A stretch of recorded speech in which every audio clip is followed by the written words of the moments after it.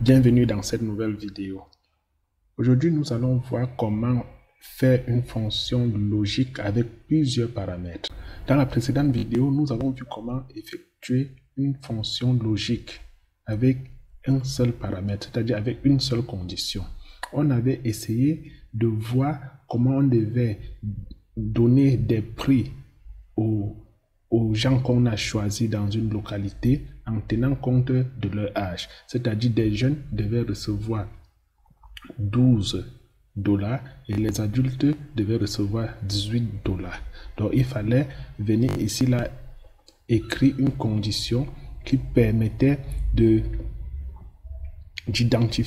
à Excel d'identifier automatiquement l'âge des gens et de les attribuer un prix. On va essayer de faire ça rapidement et revenir faire l'autre fonction logique avec plusieurs paramètres. Donc, on a vu dans la précédente vidéo qu'il fallait tout simplement, dans cette condition logique, commencer par saisir égal. Quand on avait saisi égal, on devait saisir si. Je mets if parce que je suis en anglais, if, et je viens ici sélectionner la fonction. Excel me demande quelle fonction logique tu veux faire. Je vais dire si cette cellule B2 est inférieure, je vais mettre là inférieur ou égal à 18, je mets une virgule, c'est-à-dire si l'âge de cette personne est inférieur et égal à 18 ans, il faut lui donner 12 $. Donc je viens saisir ici la cellule H2 qui correspond à jeune. Si cette personne est jeune, donnez-lui 12 $. Au contraire, je mets la virgule. Sinon, donnez-lui 18 $. Donc voilà comment on a vu dans la prochaine vidéo. Et quand je vais faire entrer, ça dit bien que Pierre a 18 ans, donc il est jeune, il aura 12 $. Encore cette fois-ci, et quand je vais l'étendre, vous voyez, ça donne de l'argent, ça distribue de l'argent automatiquement selon l'âge des personnes. David a 64 ans, donc il est adulte, il aura 18 ans, ainsi de suite.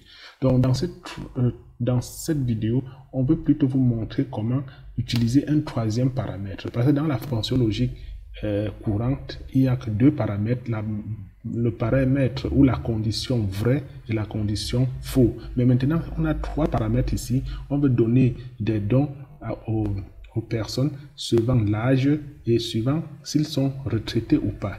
Donc là, il faut définir trois paramètres. On va retenir ici que les personnes adultes et retraitées sont de la même catégorie. C'est-à-dire, avant d'être retraité, il faut d'abord être adulte. Donc, on va encore définir une autre condition dans adulte, c'est-à-dire adulte et retraité. Donc, dans adulte, nous aurons adulte et retraité. Cela va nous permettre de regrouper ces trois paramètres en deux grands paramètres. Pour cela, on supprime ce qu'on a fait et on reprend la condition à 0. Donc, on va venir ici là pour la fonction paramétrique à trois paramètres ou plus. Bon, ici, nous sommes à trois paramètres, c'est-à-dire jeune, adulte et retraité. On va commencer par saisir notre égal.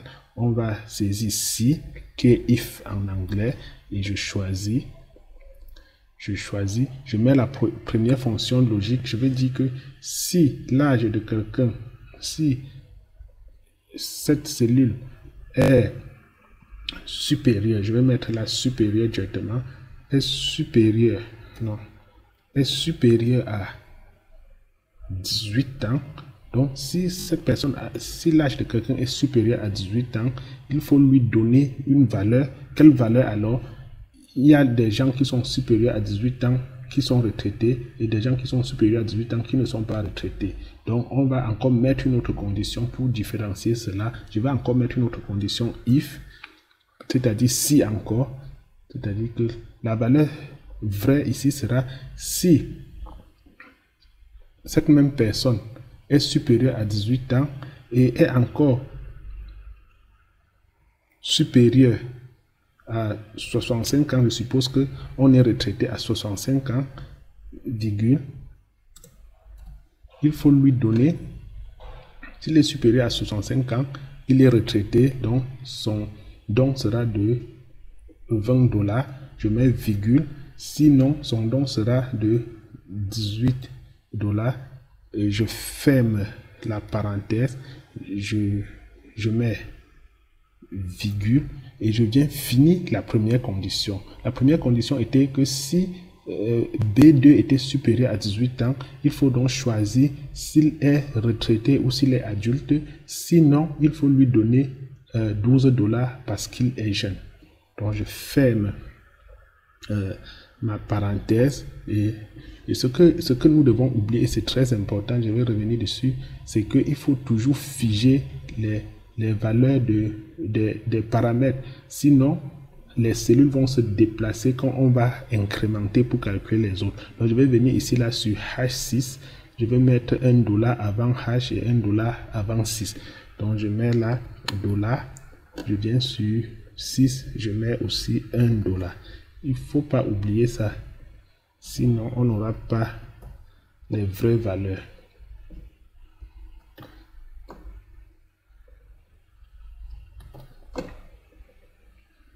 Donc, quand j'ai mis les $ partout, je ne peux pas mettre $ sur B2 parce que B2, c'est la valeur que je veux qui varie. Donc, cette valeur, la cellule B2 va varier quand je vais descendre jusqu'à B13. Mais les autres, je veux que ça reste constant, que à chaque fois, Excel va bien prendre les mêmes valeurs dans ces cellules-là.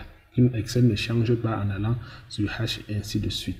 Donc, quand je fais entrer, vous voyez, Excel me dit que Pierre a 18 ans, donc il est jeune, donc son don sera de 12 $. Je vais incrémenter ça sur les autres personnes et voir ce que ça donne.